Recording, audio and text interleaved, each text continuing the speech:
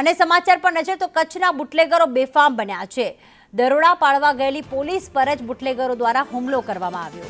પૂર્વ કચ્છમાં 2 સ્થળે પોલીસ પર હુમલો થયો। દારૂની રેડ પાડવા ગયેલી પોલીસ સાથે ઝપાઝપી થઈ। પડાણામાં પોલીસ દારૂની રેડ પાડવા ગઈ હતી તો પોલીસ દ્વારા માફ કરશો બુટલેગરો દ્વારા પોલીસ પર જ હુમલો કરવામાં આવ્યો। પૂર્વ કચ્છમાં આ ઘટના ઘટી છે। અલ્પેશ અમારી સાથે જોડાઈ ગયા છે। અલ્પેશ, અસામાજિક તત્વો બુટલેગરોને જાણે કોઈ ડર નથી તે રીતે કાયદો હાથમાં લેતા પણ ખચકાતા નથી। શું ઘટના બની? પ્રીતિ, પૂર્વ કચ્છ જિલ્લાની અંદર અલગ અલગ 2 ઘટના પોલીસ ઉપર હુમલાની બની છે। તેમાં ખડેર પોલીસ સ્ટેશનમાં ફરજ બજાવતા એક પગીને પણ 2 યુવકોએ માર માર્યો છે।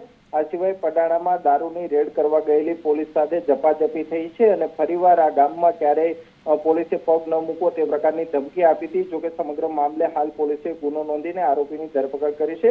પરંતુ જે રીતે આ રીતે બુટલેગરો બેફામ બન્યા છે અને કંઈક ને કંઈક પોલીસ સાથે ઝપાઝપી કરી રહ્યા છે તેને લઈને ચોક્કસથી કાયદો અને વ્યવસ્થાની સ્થિતિ સામે પણ સવાલો ઉભા થયા છે। બિલકુલ, આભાર અલ્પેશ તમામ વિગતો માટે।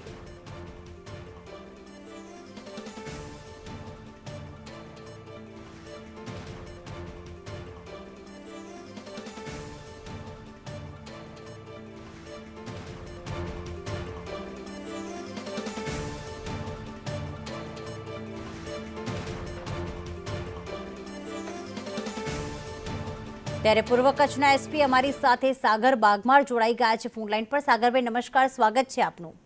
નમસ્તે સાગરભાઈ, ઘટના કઈ રીતે બની? પોલીસ જ્યારે રેડ કરવા ગઈ ત્યારે બુટલેગરોએ પોલીસ પર જ હુમલો કર્યો। આ અમારા ગાંધીધામના બી ડિવિઝન પોલીસ સ્ટેશનનું એક બનાવ હતું, જેમાં જે એક લિસ્ટેડ બુટલેગર છે એમની માહિતી હતી કે એમને પાસે ત્યાં પ્રોહિબિશનનો મુદ્દામાલ છે, એટલે પોલીસ દ્વારા એમાં રેડ પાડવામાં આવી હતી। ત્યારે એમને દ્વારા પોલીસના કામમાં અડચણ કરવામાં આવી હતી। એટલે જે બનાવ બન્યો હતો એ સંદર્ભે પોલીસ દ્વારા ગુનો દાખલ કરીને બુટલેગરને પકડી પાડવામાં આવ્યો છે અને આગળની કાર્યવાહી એમાં ચાલુ છે।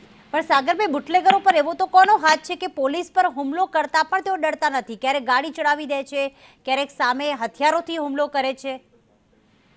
આમાં જે આ બનાવ બન્યું છે એટલે જે માહિતી પોલીસને મળી હતી એ પ્રમાણે પોલીસ દ્વારા કાર્યવાહી કરવામાં આવી અને એમાં જે ઘટના જે બની એ સંદર્ભે પોલીસ દ્વારા કાયદેસરની કાર્યવાહી કરીને અને ભવિષ્યમાં પણ જે છે એમના ઉપર જેટલા કડકમાં પગલાં લઈ શકાય એ પ્રમાણે પોલીસ દ્વારા કાર્યવાહી કરવામાં આવશે। આભાર સાગરભાઈ, સંદેશ ન્યૂઝ સાથે જોડાવા બદલ।